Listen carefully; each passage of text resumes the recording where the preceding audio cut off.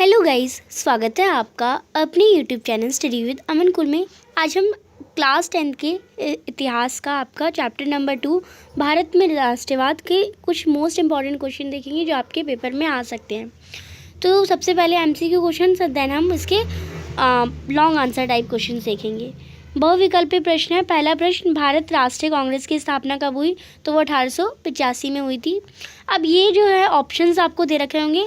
अब इसे कुछ समझाने वाली चीज़ नहीं है, आपको जो डेट है उसे याद करना ही पड़ेगा। नेक्स्ट, भारत राष्ट्रीय कांग्रेस के पहले अध्यक्ष कौन थे? तो वो व्योमेश चंद्र बनर्जी थे, जो कि आपका थर्ड ऑप्शन करेक्ट है। 1922 में महात्मा गांधी ने असहयोग आंदोलन क्यों वापस ले लिया? क्योंकि चोरी चौरा में आपको पता है कुछ लोगों ने मिलके पुलिस स्टेशन जला दिया था, तो इसमें चोरी चौरा में हिंसात्मक घटना के कारण तो महात्मा गांधी को वापस लेना पड़ा। हिंद स्वराज नामक पुस्तक की रचना किसने की है? तो वो महात्मा गांधी ने ही करी है। अपनी बुक हिंद स्वराज में उन्होंने बहुत कुछ बताया है। मुस्लिम लीग की स्थापना कब हुई? तो मुस्लिम लीग की स्थापना 1906 में हुई थी। गांधी जी ने किस वर्ष बिहार के चंपारण इलाके का दौरा किया? तो बिहार के चंपारण में उन्होंने 1917 में दौरा किया था, यानी आए थे और ये आंदोलन करा था उन्होंने। असहयोग खिलाफत आंदोलन कब शुरुआत हुई? तो वो 1920 जनवरी में हुई थी। असहयोग आंदोलन के दौरान अवध में किसानों का नेतृत्व किसने किया? तो अवध में बाबा रामचंद्र ने करा था, शौकत अली ने नहीं करा था, महात्मा गांधी ने नहीं करा था, जवाहरलाल नेहरू ने नहीं करा था। आंध्र प्रदेश की गुडीम पहाड़ियों में आदिवासी किसानों के विद्रोह का नेतृत्व किसने किया था? तो वो अल्लू सीताराम राजू ने करा था।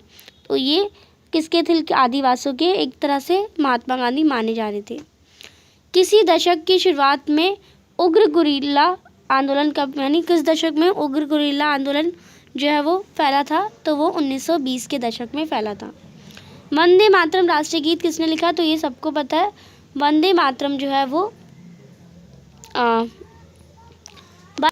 तो वंदे मातरम बंकिम चंद्र चटर्जी ने लिखा है। इसमें आंसर गलत है, आप इस पे ध्यान मत दीजिएगा। नेक्स्ट है क्या? नेक्स्ट, पूना पैक्ट क्या था? तो पूना पैक्ट था गांधी और अंबेडकर के बीच में जो समझौता हुआ था वो पूना पैक्ट था। इसमें अंबेडकर जी चाहते थे कि जो नीचे वाले कास्ट के लोग हैं वो भी साथ, मतलब उनकी भी सुरक्षा की जाए, उन्हें रिजर्व कर दिया जाए कॉन्स्टिट्यूशन में आगे जाके, तो वो पूना पैक्ट था। नेक्स्ट है, डिस्कवर ऑफ इंडिया पुस्तक का लेखक कौन था? सुभाष चंद्र बोस, बाल गंगाधर तिलक या जवाहरलाल नेहरू या लाला लाजपत राय? तो डिस्कवर ऑफ इंडिया के लेखक थे जवाहरलाल नेहरू। रविंद्रनाथ टैगोर कौन थे? राजनीतिक नेता थे, वैज्ञानिक थे, चित्रकार थे, अर्थशास्त्री थे। तो एक तरह से वो राजनीतिक नेता भी थे और चित्रकार भी थे। The folklores of southern India किसने लिखी थी?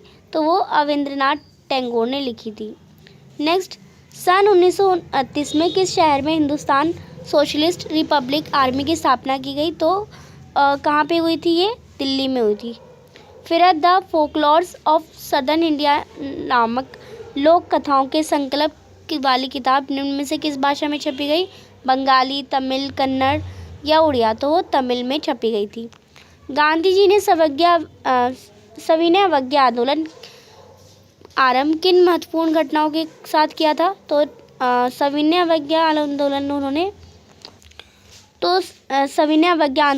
सबसे पहले दांडी में नमक कानून तोड़ा था और स्वदेशी वस्तुओं को अपनाकर व विदेशी वस्तुओं का बहिष्कार करके, यानी बिल्कुल वो कानून कॉपरेट करेंगे ही नहीं, वो एकदम भी कोई भी जो रूल है, कोई भी लॉ है वो नहीं मानेंगे। किसके नेतृत्व में अवध किसान सभा का गठन हुआ था? तो बाबा रामचंद्र। आगे जो क्वेश्चन है यहाँ पे अभी मैंने आपको करवाया। दक्षिण अफ्रीका में आने के बाद गांधी जी ने किस स्थानों पर सत्याग्रह आंदोलन किया? चंपारण, खेड़ा और अहमदाबाद। मद्रास की नटेसा शास्त्री ने तमिल किस विशाल संकलन की 4 खंडों में प्रकाशित किया? तो द फोकलिस ऑफ सदर्न इंडिया। सत्याग्रह के विचार में किन बातों पर जोर दिया जाता है? सत्य की शक्ति पर आग्रह और सत्य की खोज। रॉलेट एक्ट को काला कानून क्यों कहा जाता है? जो कि एक इम्पॉर्टेंट क्वेश्चन है। तो ये अन्यायपूर्ण एक्ट है जो कि राजनीतिक कैदियों को बिना मुकदमा चलाए जेल में बंद रखने का अधिकार मिल गया था। वंदे मातरम वही क्वेश्चन है। और यहाँ पे आप देखिए बंकिम चंद्र चटर्जी सही लिखा है। ब्रिटिश सरकार ने 1857 के पश्चात प्रेस की स्वतंत्रता पर प्रतिबंध क्यों लगाया? तो भारतीय समाचार पत्रों द्वारा राष्ट्रवाद को बढ़ावा देने के लिए। भारतीय राष्ट्रीय कांग्रेस किसने स्थापना की और कब हुई? तो 1885 में हुई। भारतीय राष्ट्रीय कांग्रेस के पहले अध्यक्ष कौन थे? योमेश चंद्र बनर्जी। फिर है 1922 में महात्मा गांधी ने असहयोग आंदोलन वापस क्यों ले लिया? वही क्वेश्चन है। आगे यहाँ पे ज़्यादातर अभी अब क्वेश्चन हम करके आए हैं। नेक्स्ट आगे हम क्वेश्चन देखते हैं जो कि लॉन्ग आंसर टाइप होंगे। असहयोग आंदोलन के किन्हीं 3 प्रभावों का वर्णन कीजिए। तो खिलाफत तथा असहयोग आंदोलन एक साथ चला गया, एक ये प्रभाव था। इसको अलग अलग चरणों में चलाना, विदेशी वस्तुओं का बहिष्कार, स्वदेशी वस्तुएं अपनाना, अंग्रेजी द्वारा दी गई उपाधि को वापस ले लेना और सरकारी कार्यालय, स्कूल आदि छोड़ देना, और वर्कर्स भी अपने काम पे नहीं जाते थे। खिलाफत आंदोलन को प्रारंभ करने के प्रमुख कारण कौन से थे? एक तो तुर्की साम्राज्य यानी खलीफा का अंग्रेजी द्वारा अपमान, एक तो ये था खिलाफत आंदोलन को प्रारंभ करने का, और दूसरा लखनऊ समझौते के बाद कांग्रेस के साथ मुस्लिम लीग का समझौता, और तीसरा था असहयोग आंदोलन कांग्रेस द्वारा आरंभ होना और मुसलमानों को मिलकर खिलाफत आंदोलन के साथ करना। तीसरा है असम के बागान मजदूरों के लिए स्वराज की अवधारणा क्या थी? जो यहाँ पे असम में लोग रहते थे मजदूर, उनके लिए स्वराज का मतलब क्या था? अनुबंध के नियमों का उल्लंघन, चाय बागानों से उन्हें बाहर नहीं जाने देता था तो वो बाहर निकलना चाहते थे, असहयोग आंदोलन में सम्मिलित होना चाहते थे। नेक्स्ट कृषि भूमि तथा सुख साधनों का प्राप्त करना। भारतीयों ने साइमन कमीशन का विरोध क्यों किया? क्योंकि यह समय से पहले घटना थी और शासन में सुधार जैसी कोई बात नहीं थी, और इनमें मतलब साइमन कमीशन में एक भी भारतीय नहीं था इसमें, यानी एक भी भारतीय को इसमें सम्मिलित नहीं किया गया था। फिर है भारत के लोग रॉयल एक्ट के विरोध में क्यों थे? क्योंकि ये एक काला कानून था। इस कानून के अंदर क्या था? लोगों को ज़बरदस्ती 2 साल के लिए जेल में डाल दिया जाता था बिना किसी लॉ के। इस कानून के अंतर्गत किसी को लंबे समय तक जेल में डाला जा सकता था। ये प्रथम विश्व के युद्ध के दौरान ही भारतीय जनता को नियंत्रण करने के लिए लाया था और विश्व युद्ध के बाद इसे ख़त्म करना था, परंतु सरकार ने इसे बनाए रखा। इसका विरोध भारत की आम जनता ने किया। गांधी जी ने असहयोग आंदोलन को वापस लेना क्यों किया?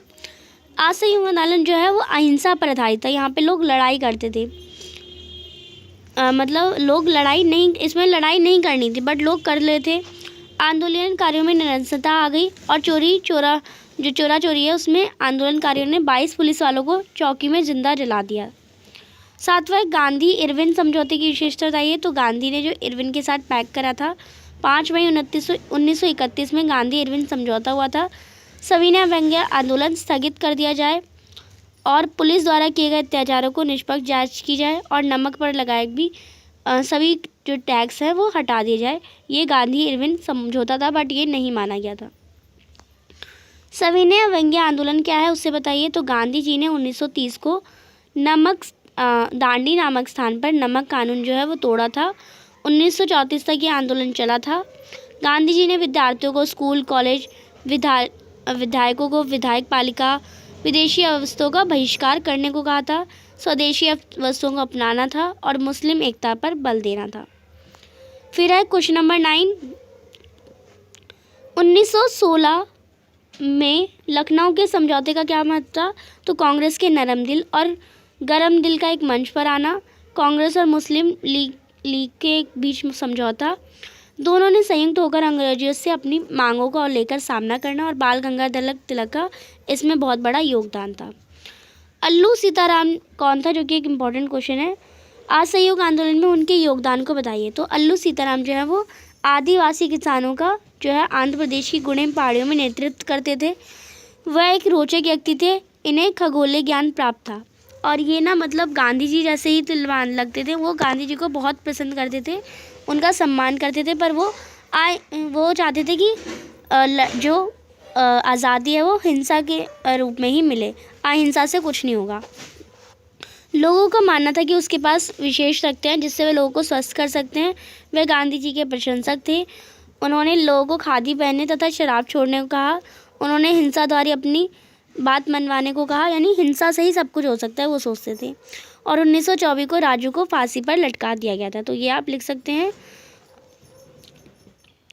फिर है 11वां प्रश्न, असहयोग आंदोलन आरंभ किए जाने के कारण और इस आंदोलन में समाज के विभिन्न वर्गों की हिस्सेदारी पर इसके कार्यक्रम, पद्धति, प्रगति एवं अनंतन समाप्ति को समझाइए।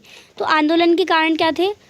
प्रथम महायुद्ध की समाप्ति, अंग्रेज़ों द्वारा भारतीय जनता का शोषण, अंग्रेज़ों द्वारा स्वराज प्रदान करने में मुकर जाना, रॉलेट एक्ट का पारित होना, जलियांवाला बाग का हत्याकांड और कलकत्ता अधिवेशन में 1920 में कांग्रेस द्वारा असहयोग आंदोलन का प्रस्ताव बहुमत से पारित होना। अब विभिन्न वर्गों में इसकी हिस्सेदारी क्या थी? पहला तो शहरों में आंदोलन, दूसरा ग्रामीण इलाकों में विद्रोह, तीसरा आदिवासी क्षेत्रों में विद्रोह और चौथा बगानों में स्वराज। कार्य पद्धति और प्रगति क्या था इसमें? चरणबद्ध योजना प्रक्रिया। प्रथम चरण था सरकारी पदवियों, नौकरियों, सेना, इन सबको छोड़ देना और विदेशी वस्तुओं का त्याग करना। दूसरा चरण था व्यापक स्तर पर सविनय अवज्ञा आंदोलन पर प्रारंभ होना और शामिल था, यानी दूसरे चरण में इसे और ज़्यादा बढ़ाया गया।